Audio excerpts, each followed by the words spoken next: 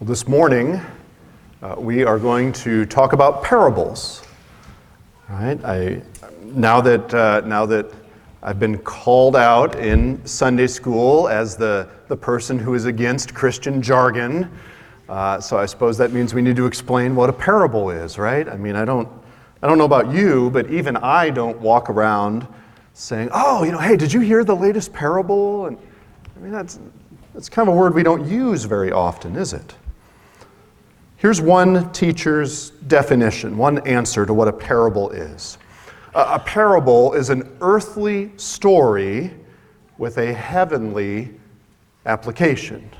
So it's a story about something on earth, often something from everyday life even, and yet there's an application that goes beyond just whatever is immediately right now happening or right now before us. The story is told of John Newton writing to what became the very first bishop, Anglican church bishop in Australia. And this bishop was writing back to John Newton and saying, the growth of Christianity is so slow here. I mean, if you knew anything about Australia, it was actually founded as a penal colony, so for convicts. And this minister had gone to serve the convicts, and he just said, I wish I had more fruit, more exciting news to share with you. And Newton wrote something back about how, he said, yes, I hear that there's stories of people who can garden, and we'd call him a green thumb. He doesn't use that phrase. But, it's like they can make anything grow just at just without any effort. So, but that's not your role.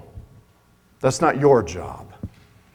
Your role is not just to grow a flower or a crop that's here for one season and then harvested and gone. He said, no, you are trying to grow mighty oak trees in the faith. And that doesn't happen quickly or rapidly, right? And in one sense, John Newton's encouragement, his advice was something of a parable, wasn't it? He's using something very, very earthly, growing things and trees and gardens, but to illustrate a greater point, which is ultimately that results may not happen on our timeline, on our time scale. And in fact, the Lord is at work, and oftentimes his work is both slower and yet greater than we think. It's a parable.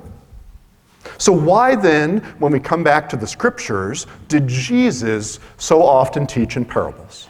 What's he doing with that? Well, let me actually ask another question, because I think that'll help frame what we're going to see here in Mark chapter 4. Why has Mark recorded, we've gone through 3 chapters now, so for these first 3 chapters, such different results or reactions to Christ's teaching? Right? In a very short book, we're already seeing all kinds of different responses to Jesus. Chapter 1, verse 24, a demon confesses that Jesus is the Holy One of God. The demon's not bowing down to Jesus, but recognizes Christ has all authority, and that Christ is fully God. Chapter 3, we got 3 different responses to Jesus. Right? One where the disciples give up everything to follow after him. We got a second response of Christ's earthly family. They're puzzled by him. They're concerned. They think he might have had even some sort of mental breakdown. Or 3, the religious leaders. They think he's possessed, that he's a threat, that he's dangerous. How can there be such different responses in such a short time to Jesus and what he teaches? This first parable in chapter 4 is the answer to that question. Have you ever wondered why so many folks either oppose Jesus or just don't really care about him or write him off or put him in a box? Oh, he's a great teacher. Yeah, that's fine. Take him or leave him. Right? Why do people do that? Well, Jesus has a response here. Maybe you wonder why others seem to be excited about the idea of Jesus and yet don't really follow him. It's likely that what we're going to see today might well be the best known parable of the Bible.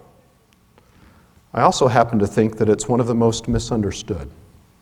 So, let's turn to Mark 4 together, and we're going to see how Christ offers both an explanation and a challenge that's all about receiving and responding to him and his message. Again, Mark chapter 4. Don't just take my word for it.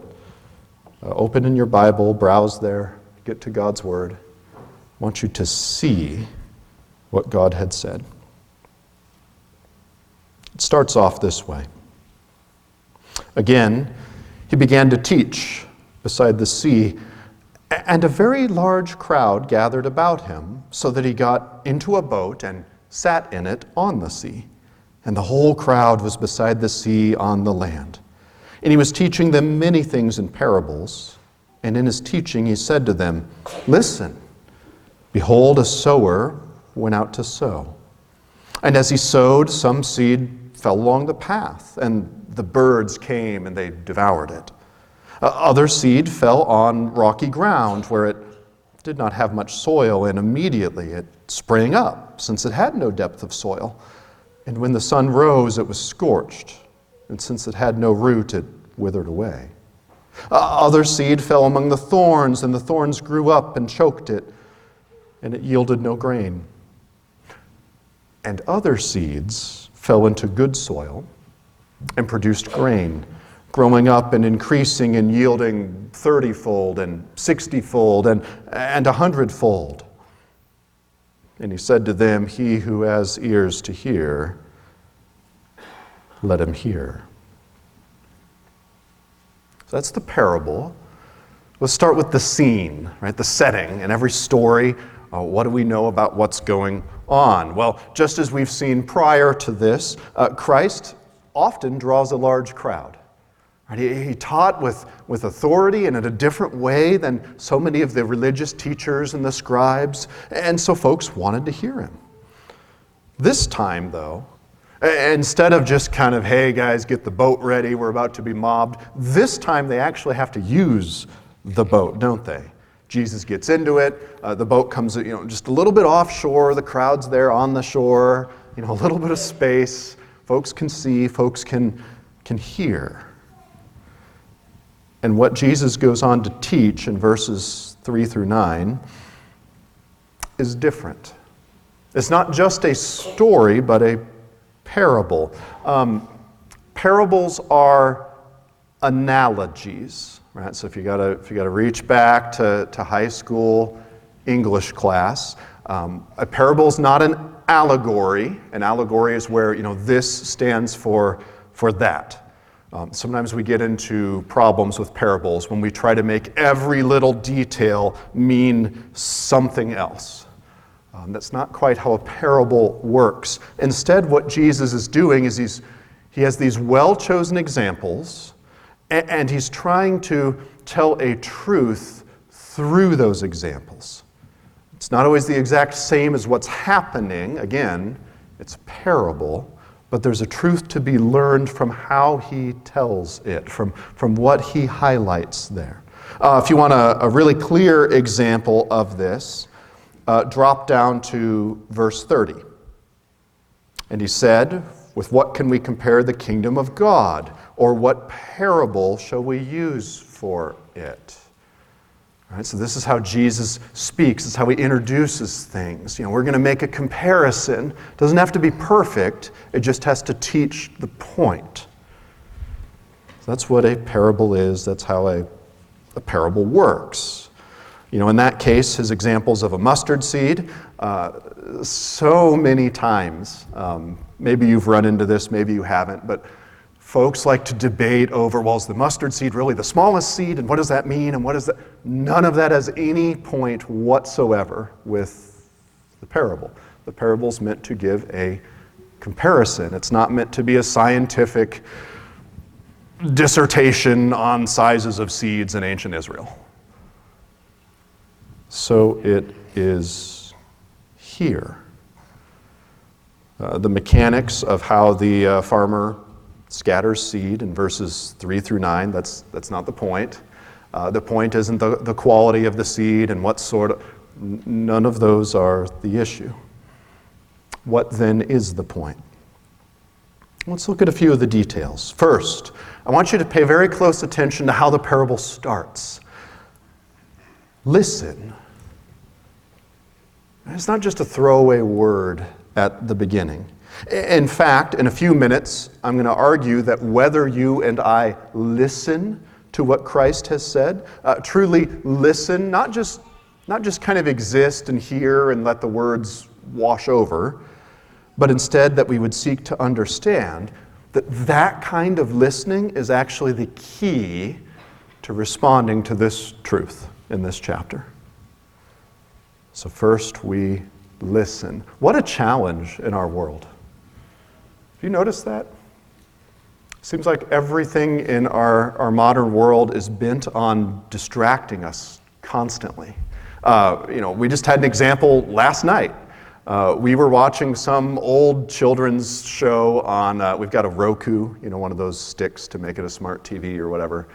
And we're watching it, and then suddenly, during the middle of the show, there's this pop-up at the bottom that's, oh, you should favorite this channel, do this or dismiss. Like, you can't just let me watch the show. Like, now I have to interact and decide, well, do I want this or not? And that's not even talking about the constant interruption from commercials. Right? Our world is constantly distracting us. Maybe some of you feel this, especially in your jobs. Like you just get started on something, and then something else comes along, an email comes in, or you're on, I don't know, what do you guys use these days? Slack or something to, inter-office communication. And it's like, oh, someone else wants input on this, or they've got a question about that, and you can't focus on much of anything. One of the challenges that Jesus gives right here is to listen, to give your attention to Him. Not to everyone and everything else, but to Him. What will you do this week to prioritize hearing from Jesus? What will you do to remove distractions so that you can pay attention to your Master and your King? No one else is going to help you do that. Our world certainly doesn't want you focused. It wants you distracted by every new thing that comes along. How will you prioritize hearing the words of your Savior? Now the parable continues with the example of a sower. Today we plant crops in fields using huge, expensive, complicated machinery. It obviously wasn't so in those days. Instead, a sower would go out with a bag of carefully gathered and preserved seed, and they would scatter it by hand, one handful at a time. This was a hugely labor-intensive process. They would cast it across a field. They'd slowly be walking from one end to the other. And as the parable continues on, we find that the seed lands in one of 4 different areas. There's the path, where the birds quickly gobble it up. I've certainly seen that over the last few days. As we unthaw, the birds are like flocking to our house, to anywhere that there's any kind of seed. There's the rocky ground, where seed can grow very quickly. Right? It just sprouts right up. But it can't put down roots. And so it won't last very long. There are the thorny areas. Right, the places where living things are choked out by the thorns, by the bushes that are already there. And then finally there's the good soil. And we find that the seed that falls there grows exponentially. Right, that's one of the crucial things about this parable. It's not just that it kind of grows and isn't that nice. It's not like grass in my yard where I'm happy if there's just something green. No, this is with a 30 times yield or 60 or 100 times yield. And yet notice all of which is considered good. There's one more element to see. Look at how Jesus ends the parable. So we started with this call to listen. We end with, well, in many ways, it's a similar call, isn't it? He who has ears to hear, let him hear. Now that's obviously the audience Jesus is speaking to, but ladies, this is for you also. Notice this isn't then just a folksy kind of farming story. It's the sort of thing that you have to think on if you're going to understand it. That, by the way, is a truth that applies to every parable. The meaning is usually not all that obvious. Parables are meant to make you think rather than instantly communicating a truth. You have to chew on it a little while. And that, too, is a challenge for our 2025 world, right? Perhaps you have seen, you don't even have to be online now, you can see the commercials of AI is going to change everything. Right? It's going to make a bright, shining, new, happy world where apparently none of us have to work, we just have to tell the AI what to do. And what is happening often, or at least what the commercials tell me is so valuable about AI, is that it can summarize things and just deliver a truth to you, in just a few sentences. We'll talk about AI some other day. It usually doesn't work quite like that. But this is the desire of so many in our world. Everything needs to be quicker, easier. We don't really want to have to think about it. That's not how a parable works. You can't just have whoever, Gemini, summarize a parable and learn from it. To say it another way, the process of wrestling with the parable is part of how you grow. Short-circuit that process, and you short-circuit the growth.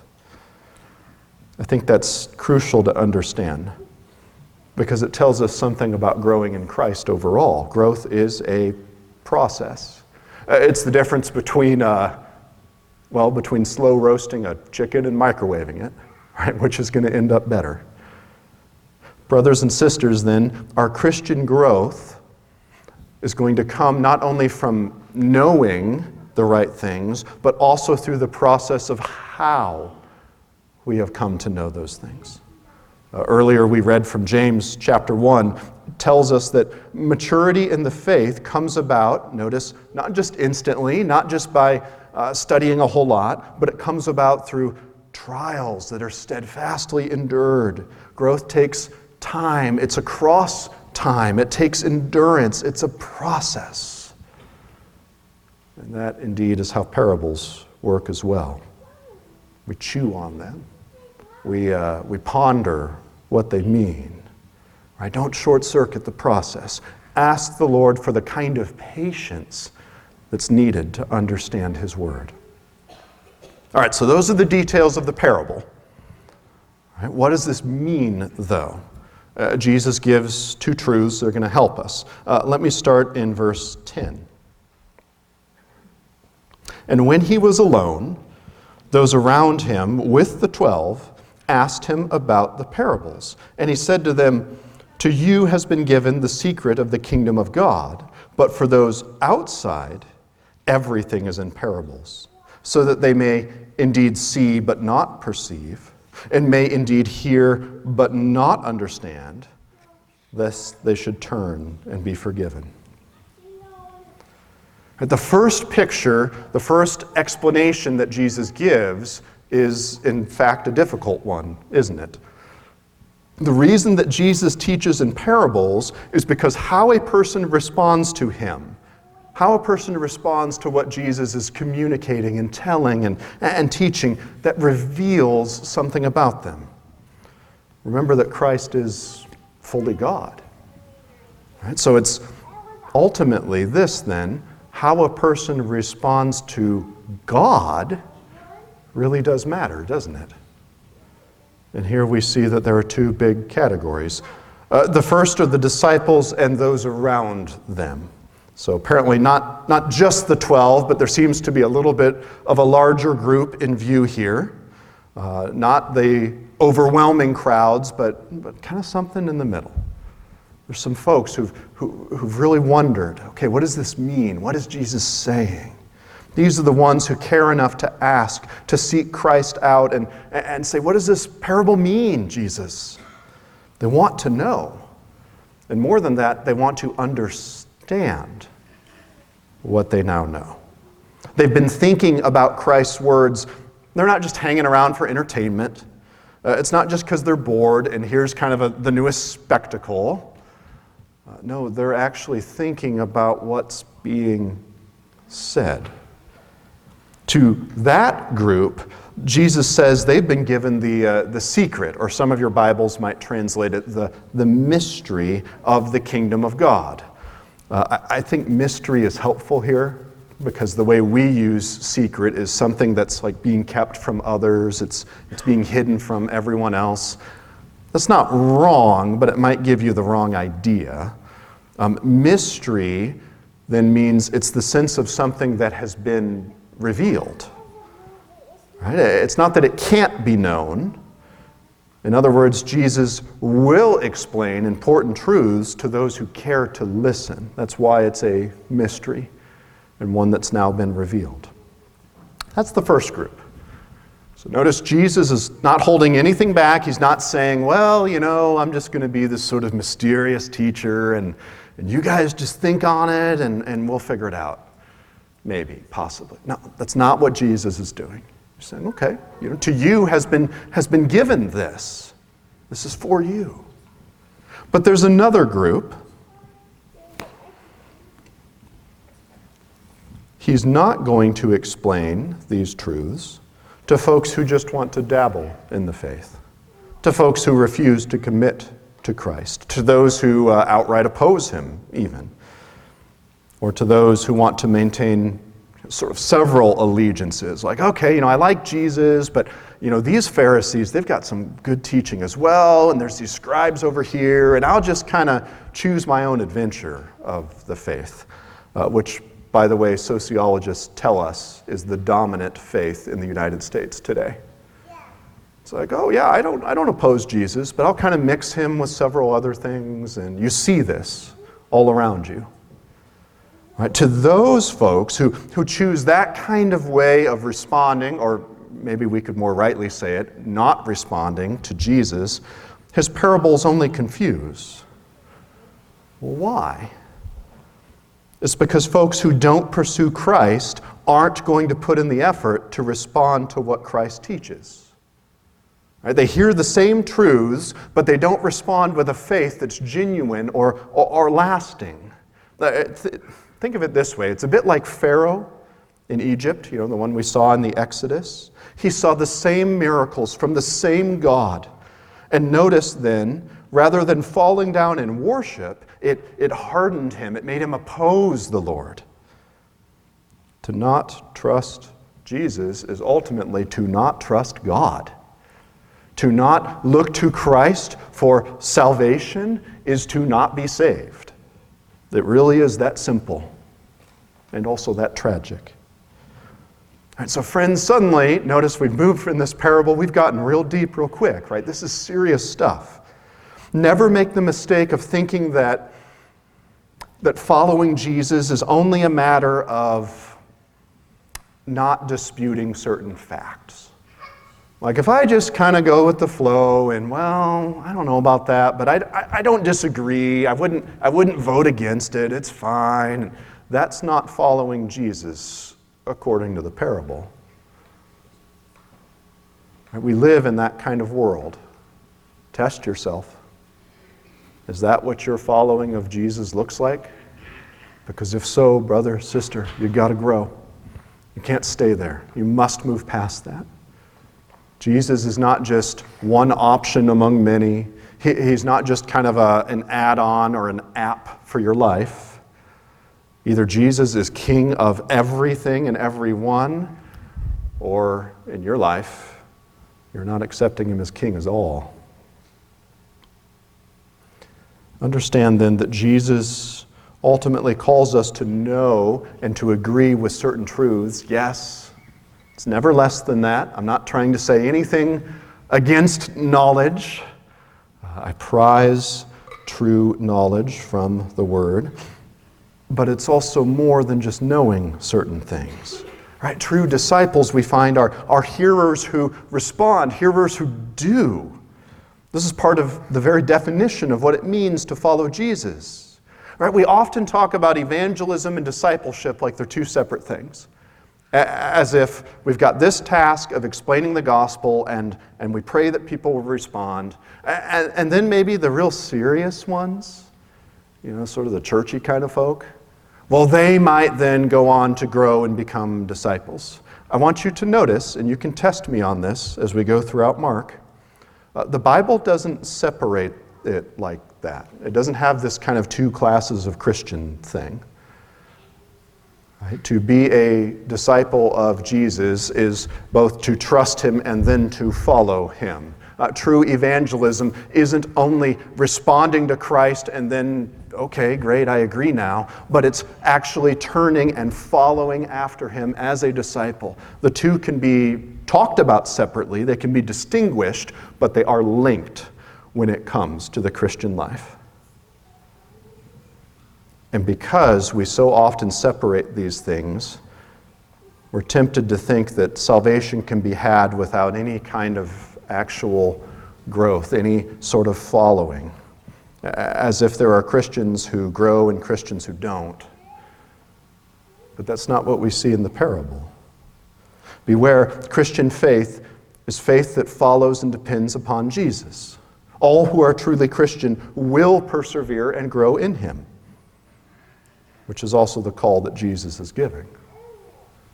All right, friend, do you understand? Do you want to perceive? Do you want to be wise? I was just reading in Proverbs this morning about how God's wisdom ultimately leads to life. Is that yours? All right, if that's what you're after, then wonderful. Make the effort to learn, to grow, to follow. Or, said another way, follow the pattern of being a disciple. Don't follow the pattern of Christ's family who doubted him initially, nor the religious leaders who opposed him. No, true disciples are ones who follow Jesus Christ. How's that play itself out in our parable then? Look at verse 13. And he said to them, "Do you not understand this parable? How then will you understand all the parables? The sower sows the word. And these are the ones along the path where the word is sown. When they hear, Satan immediately comes and takes away the word that is sown in them. And these are the ones sown on the rocky ground, the ones who, when they hear the word, immediately receive it with joy. And they have no root in themselves, but endure for a while. Then, when tribulation or persecution arises on account of the word, immediately they fall away.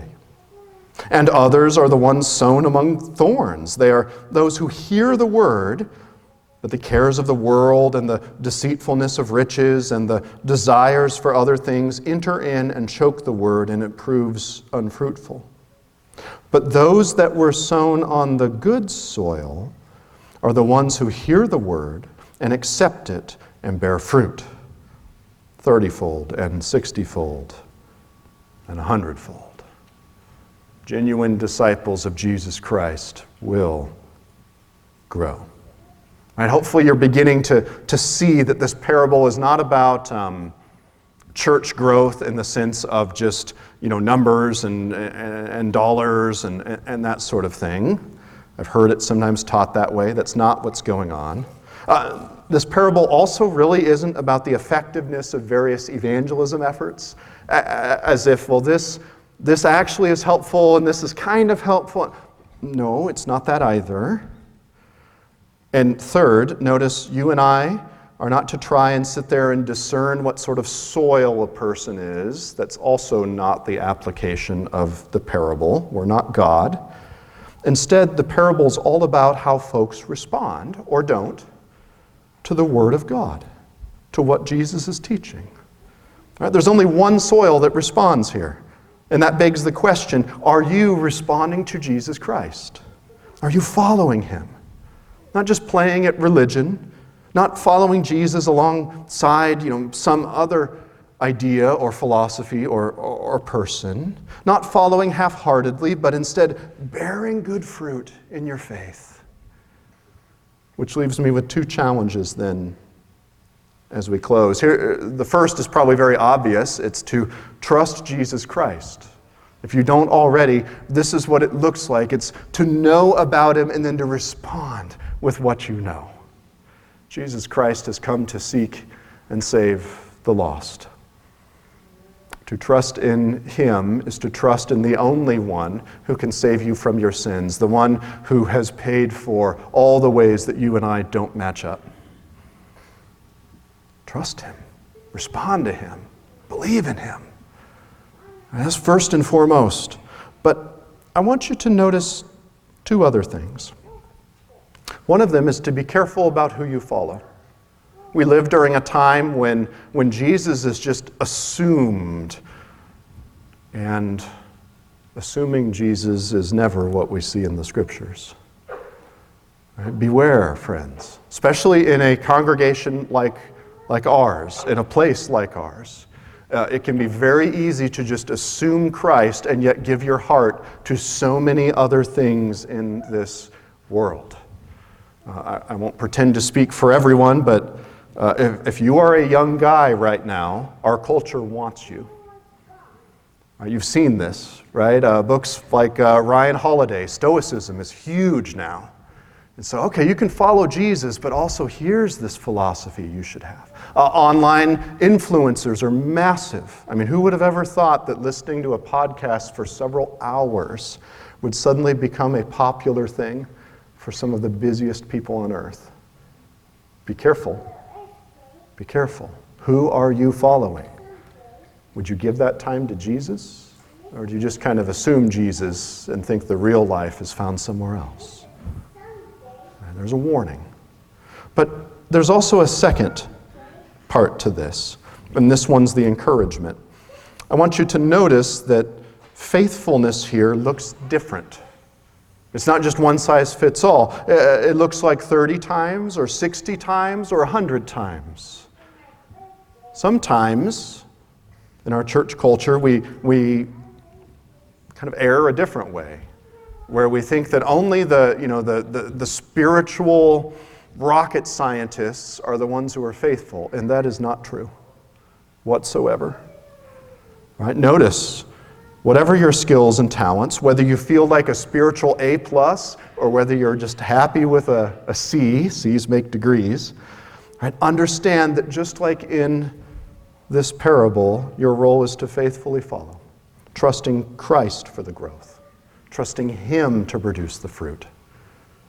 Just as our call is not to discern, what kind of soil, that person's this, so our call is also not to try and discern, am I a 30-fold or a 60-fold or a 100-fold? Only God knows that. If I was to guess, I'd say I'm probably a 30-fold. And that's okay, because God is good. Right? Your role and my role is to faithfully follow. It's to trust Christ for the growth. It's to be encouraged that he is at work, that he has given us eyes to see and ears to hear. Which brings me to my very last point, just very briefly. Notice that there is no one in the Scriptures that genuinely seeks after Christ, that wants to grow, that wants to be a Christian, that Jesus says, nah, not you. I mean, all these folks, that's fine, not you. Right? Just like we saw with Pharaoh in Egypt, God does not somehow just decide, no hope for him. No, just as much as we read of God hardening Pharaoh's heart, we read of Pharaoh hardening his own heart. Now, in just a minute or two, we're not going to unpack, the will of God and all these conversations that have been happening for centuries. But I want you to notice this. Everyone is called to respond to Jesus Christ. There's no one who is without hope. Right? So, brother, sister, if that's you today, then trust him. And if you already do trust him and yet you worry, you think, I'm not seeing much fruit, and okay, keep trusting him. Ask him to grow you, to be at work in you, to give you eyes that would see, ears that would hear and understand his truths. James also tells us that. He says, if any of you are lacking in wisdom, you should ask, and God, who provides richly, will give it. And so we end with this, with hope for all who would follow. Hope of what Christ is doing. Hope of not just you and I trying to figure it all out on our own. Did we interpret this right? And did we do good enough? But no, hope that Jesus Christ is at work in his people, that true disciples of him will grow because he's the one who gives the growth. Let's pray. Heavenly Father,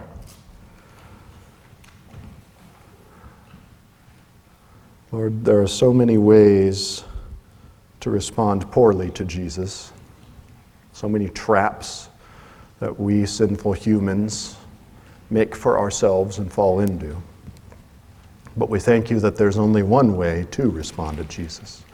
We don't have to discern some other method. It's not some sort of confusion, but instead there's clarity.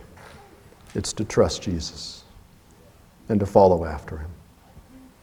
And so, Father, I pray that for every single person here, as we close in song, as we say our hellos and goodbyes and then leave from this place today, that you would be at work in each one of us, Lord, so that we would know where we stand with Christ, so that we would respond to him, whether in faith for the first time, if we never have, or in continued faith day by day, as we trust him for what comes.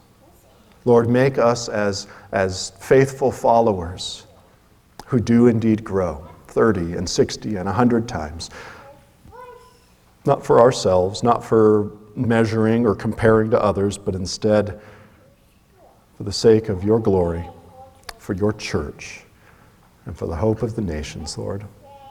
For the very people all around us, we pray that they would see Jesus Christ at work in your people.